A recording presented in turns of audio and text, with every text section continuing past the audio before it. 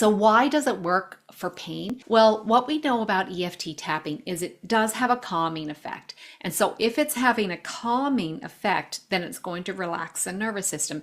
And we know that anything that relaxes the nervous system will help the body release pain, the brain and the body release pain. We also know that it helps rewire the brain. So that's taking advantage of the brain's neuroplasticity, and also just releasing this emotional charge when it comes to pain. Lots of times with pain, we're not expressing it, we're holding stuff in. This gives us a chance to express it while tapping on these points. So there's lots of research. If you go to Google and type in PubMed EFT tapping for pain, for example, you'll see a bunch of studies. But I'm just going to pick on one in particular. So this study, there was 24 adults, and they were allocated to a 6-week online EFT tapping treatment. And they also went through fMRI pre and post. So they had MRIs pre and post.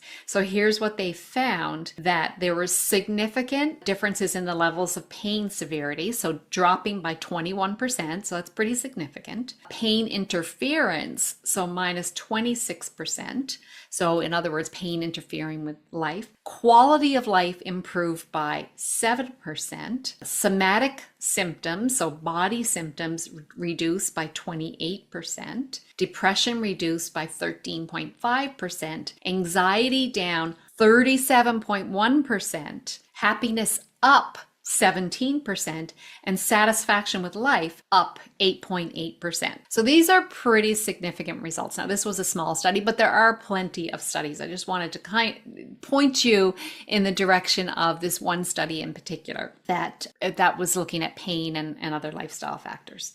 So even if you're a little bit skeptical about tapping, I want you to know that it does work. And actually, you've got nothing to lose. You can't hurt yourself with tapping, right? It's totally free, totally portable. Anyone can do it. Like little kids can learn it. People that are confined to a chair can do tapping. Anyone can do tapping. Even if someone doesn't have the use of their hands, for example, someone else could do the tapping for them. So it's a really safe and powerful technique. So let's talk about the different parts of tapping. Basically, I break it down into 3 parts. So one is the setup statement. So the setup statement is what we say before we begin. And usually what it involves is tapping on what's called the karate chop point.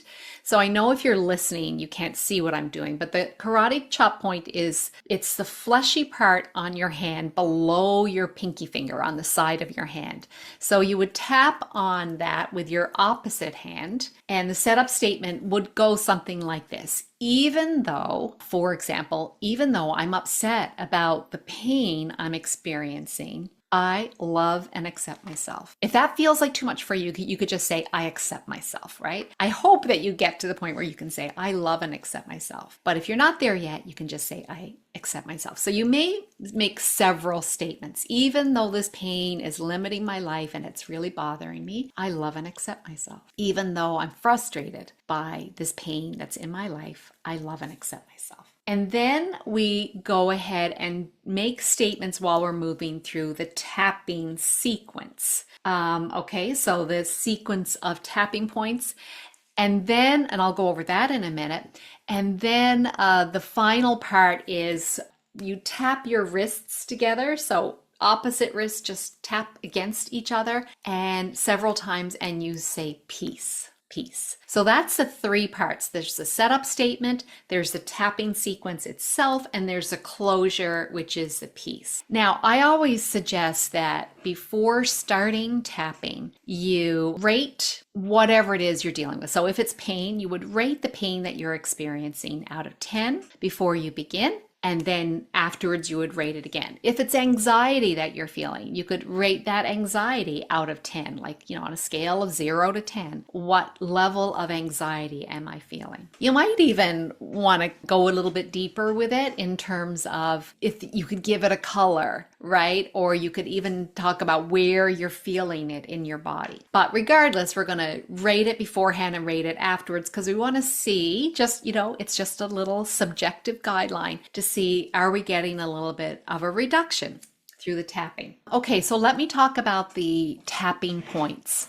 So the tapping points are, as I mentioned, the side of the hand is where we start. The karate chop is where we start. I go next to the top of the head, so that you can use one hand. I'm just using the tips of my fingers to tap gently on the top of my head. You can use two hands if you want to, but one hand is totally fine. So the first point that I start with is the top of the head. Some other tapping sequences don't start there. They start with the next one. It doesn't matter. It's totally fine, whatever you do. The next one is the eyebrow. So you're, again, gently tapping your fingers on the eyebrow. Again, you could do two if you wanted to, but you don't have to.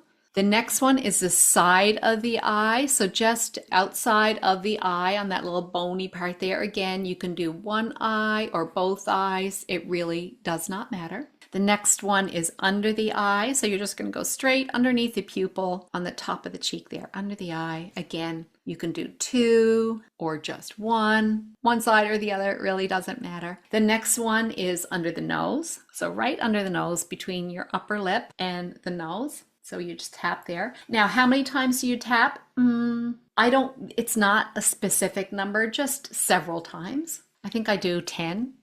So I don't really count. The next one is under on the chin. So you go underneath your lip on your chin. The next one is the collarbone. So I usually do two hands on the collarbone, but you don't have to. And it could be, you could even use the flat of your hand, but just anywhere in this area around the collarbone, the upper part of the chest. And the next one is under the arm. So it's basically where, for women, it's where your bra kind of crosses there. So it's under your arm there at that bra line. And then we just go ahead and repeat the sequence again. So we start again, the top of the head. So while we are tapping on these points, top of head, eyebrow, side of eye, under the nose, the chin, the collarbone, and under the arm, while we are going around through these tapping sequences, and we may go through them several times, we are making statements. Now, I'm going to lead you through a script that I have, but I also want to encourage you you basically just state how you feel. You just state what are you thinking? What are you feeling? You might start off saying like, this pain is really bothering me. I'm sick and tired of being sick and tired,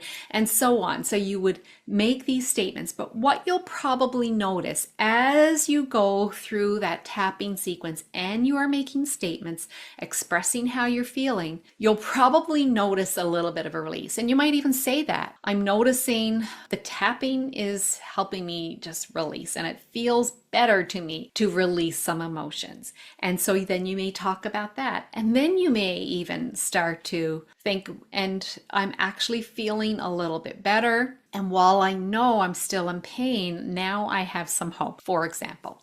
So you would go through this tapping sequence and then end with peace, and then rate the pain again out of 10 and see if you've had a little bit of a reduction. Okay, so let's go through one together.